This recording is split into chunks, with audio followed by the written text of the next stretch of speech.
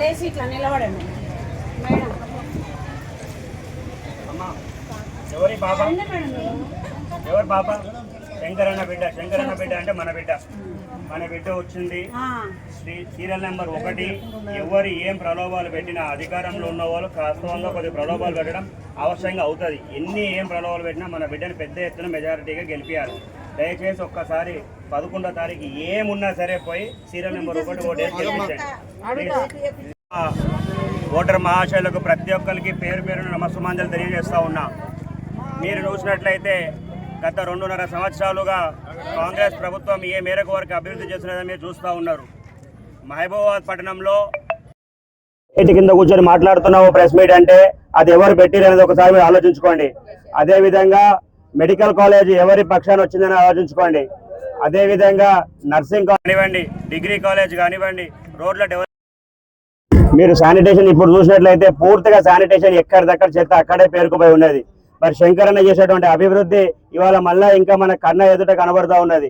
శంకరన్న బిడ్డ స్వయాన ఆమె 20వ వార్డు మెంబర్గా కౌన్సిలర్గా నిలబడుతున్నారు. కాబట్టి మనం అందరం బాధ్యత. ఆనాడు అతనికి అవకాశం ఉండే మనకు పూర్తిగా మనకు సహకరించి అభివృద్ధి అంటే ఏందో చూపించారు. ఈ రోజు మనందరికి అవకాశం వచ్చింది. ఒక్కసారి పెద్ద ఎత్తున మనం అందరం కూడా శంకరన్న బిడ్డకి కారు గుర్తుకి సీరియల్ నెంబర్ 1 పెద్ద ఎత్తున అందరూ కూడా ఓట్లేసి గెలిపించాల్సిందిగా మరొక్కసారి పేరున మీ అందరికీ కూడా నేను ప్రార్థిస్తా ఉన్నా. ఈ సపోర్ట్లు కొట్టుడు అది కొట్టుడు అంటే ఇక్కడ ముఖ్యం మాకు ఏం కావాలంటే 11వ తారీఖు ఎవరు ఏమనుకున్నా ఏం చేసినా ఎన్ని సమస్యలు ఉన్నా ఎన్ని ప్రలోభాలు ఉన్నా సరే 8 గంటల నుంచి 5 గంటల లోపల మన బాధ్యత అనుకొని పోయి ఓట్లు వేయాలి కంపల్సరీ. విద్యావంతురాలు అన్న ఏ విధంగా అయితే ఎడ్యుకేటెడ్ అయి మీ అందరికీ సేవ చేశారో ఆ రక్తం ఎప్పుడు కూడా అట్లాగే ఉంటుంది. కాబట్టి అన్న కానివ్వండి, వదినమ్మ కానివ్వండి అదే విధంగా ముందుకు పోతున్నారు. కాబట్టి కేవలం ఒక ఇంట్లో ఒకళ్ళు మాత్రమే రాజకీయాలలో ఉంటారు, ఒకళ్ళు మాత్రమే సేవలో ఉంటారు. ఇక్కడ అరుదుగా ఇంటిల్లి పాది మొత్తం సేవలో ఉన్నారు. కాబట్టి మనం అందరం చేయి కలుపుదాం.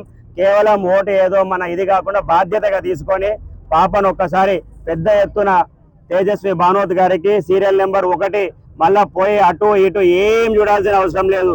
ఈ 11వ తారీఖు పోవాలా, బ్యాలెట్ పేపర్ తీయాలా, స్వస్తికి మరుగుద్దాలా ఒకటి దానిపైన. తర్వాత మళ్ళా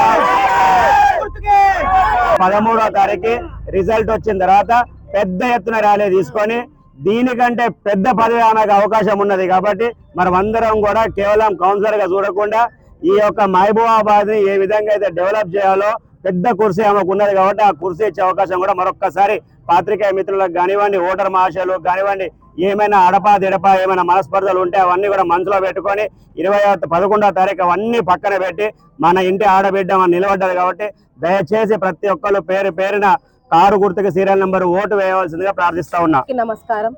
ఈరోజు 20th వార్డు మహబూబాబాద్ మున్సిపాలిటీ నుంచి మున్సిపల్ కౌన్సిలర్ గా పోటీ చేయడానికి బీఆర్ఎస్ పార్టీ నన్ను ఎంచుకోవడం జరిగింది. అక్కడ నుంచి నేను ఇది ఒక బాధ్యతగా తీసుకొని ఏవైతే పనులు మిగిలిన్నాయో ఈ రోజు మీరు అందరూ అంకుల్ చెప్పినట్టు చూస్తున్నారు.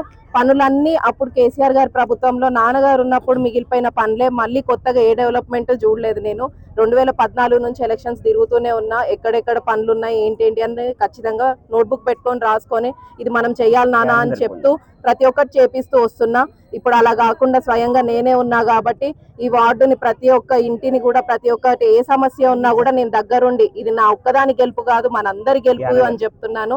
నేను అందరితో కూర్చొని మీ అందరి తోడే నాకు ధైర్యము. మీ అందరితో కూర్చొని ఏది ఉన్నా కూడా మనం కలిసికట్టుగా పనులు చేసుకుందాము. ఇది ఆదర్శ గ్రామం లాగా ఆదర్శ వార్డు లాగా చేసి చూపిస్తా అని చెప్తున్నాను మీ అందరి ముందు.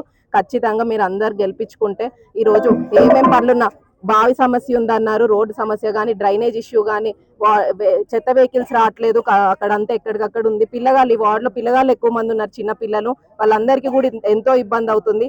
ఎంతో మంది మహిళలు ఉన్నారు, వాళ్ళందరికీ కూడా ఉపాధి కల్పించాలి. ఈసారి గెలిచుంటే మంచిగా ఒక ఇండస్ట్రీ తీసుకురావాలి. చాలా మంది యువత ఉన్నారు, వాళ్ళందరికీ కూడా ఉద్యోగాలు రావాలి అని నాన్నకు చాలా తపన ఉండింది.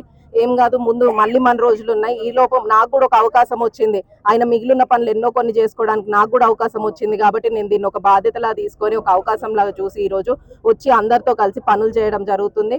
అలాగే ఉండి నిల్చొని వీళ్ళందరికీ ఎప్పటికీ తోడుంటాను.